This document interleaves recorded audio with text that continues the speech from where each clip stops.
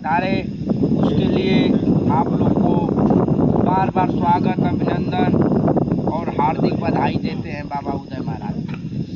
बाबा उदय महाराज ये कहते हैं कि जो भी आप लोग से कड़ी जुड़े होंगे, हमारा एक संस्था है जो कि हमको ये आभास हुआ कि नहीं इससे हमको कुछ भला होगा, जो अपने कुछ गलत कार्य किया होगा मनुष्य जीवन में जीकर, तो उससे भी मेरे को उद्धार मिलेगा। प्रभु की जैसी इच्छा हो। आओ बालक सब लोग बैठो 1 मिनट, वो तो सब उधर ही बैठा है। चलो आओ, इधर आ जाओ, बैठो, कुछ 2 मिनट होगा बात, चलो बैठो। तो जब हम सोचे कुछ उद्धार हो तो हम एक संस्था आप लोग के लिए बनाए, सबके लिए मैं बनाया। ये मत सोचिएगा कि महाराज जी बड़ी बात कह रहे हैं। अगर आप लोग कड़ी से कड़ी जुड़ते जाएंगे तो हम इतना, भगवान भोलेनाथ मेरे को यथाशक्ति अनुसार जो आय मेरी है कोई कम नहीं है, क्योंकि हम भी एक गरीब जीवन जीकर प्रभु का जो भी माया हो, आज मैं इस स्तर पे हूँ। इतना है कि मेरी आर्थिक स्थिति अच्छी है कि आप लोग को अपने साथ लेकर कहीं भी, अगर आप बाबा उदय महाराज को याद करेंगे जो संस्था बनाया उसके लिए, अगर सशरीर खड़ा तो रहूँगा ही। अगर कहीं आप आर्थिक स्थिति से थोड़ा कमज़ोर पड़ रहे हैं, अगर उससे आपकी कोई प्रॉब्लम सोल्व न हो पा रही है, उसको जरूर बाबा उदय महाराज खड़ा होकर सोल्व कराने का कार्य करेंगे। क्योंकि उत्तर भारतीय समाज सेवा संस्था है अपना एक उत्तर भारतीयों के लिए। जब हम लोग खुद आते थे कमाने के लिए तो अनेकों प्रकार की परिस्थितियाँ झेलनी पड़ती थी, हम लोग को परेशाना झेलना पड़ता था। क्योंकि एक गरीबी ऐसी चीज़ है, गरीबी नहीं रहती तो हम यहाँ नहीं आते अदर स्टेट में। अगर हम सक्षम रहते तो उत्तर प्रदेश, बिहार, झारखंड, उत्तराखंड ऐसे करके हम लोग अनेकों स्टेट से आकर आज तेलंगाना स्टेट में भाई बंधु हम लोग बैठे हुए हैं। तो हमको वो दिन याद है जो अपना गरीबी का दिन।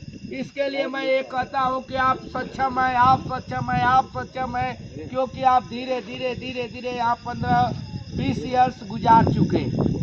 जो घर से बालक आते हैं वो लोग तो जैसे परिस्थिति के हिसाब से, जो तो आज तो जनरेशन ये बताता है, कुछ बच्चे ऐसे यानी न माँ बाप गार्जियन का बात मानकर घर से निकल जाते हैं। कुछ बच्चे अपने परिस्थिति के घर के हिसाब से जो परिस्थिति रहती है उसको परदेश दिखाने का कार्य करती है। वैसा ही में एक बाबा उदय महाराज थे, उनकी परिस्थिति ऐसी थी कि परदेश आना पड़ा। परदेश आए, बाबा भोलेनाथ की कृपा हुई कि हर चीज़ से, धन धान्य से मेरा मन वांछित जो भी मैं प्रभु से मांगा वो मिला। आज प्रभु के चरणों में जो है वो भी मैं मांगा प्रभु से, और प्रभु जी अपने चरणों में हमको स्थापित कर लिए और बोले कि जो भी आपकी इच्छा होगी। और वैसा ही आप लोग को मैं बाबा उदय महाराज जैसे स्थापित बाबा भोलेनाथ किए, वैसा ही अभी 2, 4, 6 महीने हुआ मेरे को, जास्ती दिन नहीं हुआ मेरे को। जैसे आप बैठे हैं मेरा मन प्रफुल्लित होता है कि अभी हमको 2, 4, 6 महीने आप जैसे मनुष्य जीवन से निकलकर जो मेरे को मिला, आज बैठा हूँ मैं। ऐसे आप लोग 10-20 ऐसे कड़ियाँ जुड़ते रहेंगे, बाबा उदय महाराज जरूर ऐसा ही कुछ ना कुछ आप लोग को अच्छी सीख, अच्छी बातें, जो कि ऐसा कोई नहीं होगा कि उसमें आपको लाभ न हो। अगर बाबा उदय महाराज की बात को अगर केयर अपने माइंड में रखेंगे, कहीं भी अगर मेरी एक वाणी आपके लिए काम आ गई तो समझिए कि मेरा साधना करना जीवन सार्थक हो गया। इसीलिए मैं कर रहा हूँ कि अगर मेरी एक वाणी यूज करेंगे कहीं पे, अगर उससे आपका भला होता है तो समझिए कि मेरा साधना करना प्रभु एकदम सार्थक हो गया। जो नास्तिक शरीर है इसको स्वास्तिक बनाने में अपना जीवन खपा दूंगा बाबा भोलेनाथ के चरणों में। ऐसा कहता हूँ, ऐसा मेरे को आभास होता है कि पहले क्यों नहीं यही रास्ता और 2, 4, 10 ईयर्स पहले दिखाए होते। मगर आज भी मन इतना होता है कि चलो जितना ही जीवन बचा है प्रभु बाबा भोलेनाथ के चरणों में ऐसा ही समर्पित करके, ये सबके भाग्य का नहीं है। आप मनुष्य जीवन में जी रहे हैं, गृहस्थ जीवन में जी रहे हैं, आप शमशान तक जाते जाते आप जो एक करदन पहनते हैं वो छीन कर चली जाती है आपकी। इतना तक होता है कि अगर शमशान पे गए नहीं जल रहे हैं तो आपका औलाद जिसको पैदा किए हैं वही 10 लकड़ी मारेगा और बोलेगा कि लाश से उठा गई है नाजरत ही। अब ये शब्द निकलेगा, मगर ये जो वस्त्र धारण किए हैं ये पूरा इसी तरह हम लेकर चले जाएंगे। इतना बाबा उदय महाराज की ये समाधि होती है भक्तों की, जो बाबा भोलेनाथ में है। ये जो बैठे हैं ऐसा ही मेरी समाधि मेरे मरतो उपरांत तक चली जाएगी, इतना मेरे को आभास होता है।